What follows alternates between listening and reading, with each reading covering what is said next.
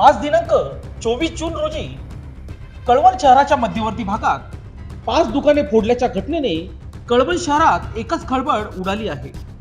खरं तर ही चोरीची घटना अवघ्या काही अंतराच्या असलेल्या कळवण पोलीस ठाणे परिसरात घडल्याने शहरात एकच चर्चा रंगली आहे. सकाळी दुकानदार रोजच्या वेळेत आपापली दुकाने उघडताना त्यांना शटरचे कुलूप तुटलेल्या अवस्थेत दिसले.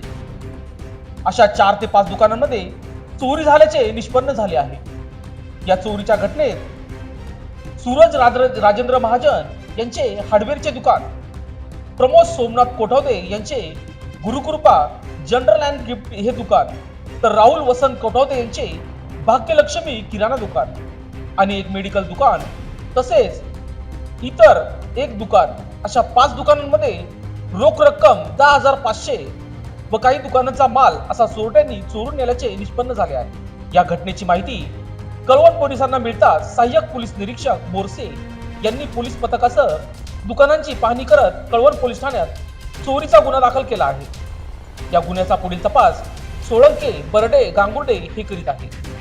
दरम्यान कळवण शहराच्या मध्यवर्ती भागात चोरीची घटना घडल्याने व्यापाऱ्यांमध्ये भीतीचे वातावरण पसरलेले असून या चोरीच्या गुन्ह्यातील चोरांना पोलिसांनी तात्काळ अटक करून कायदेशीर कारवाई करण्याची मागणी यावेळी नागरिकांनी केली आहे.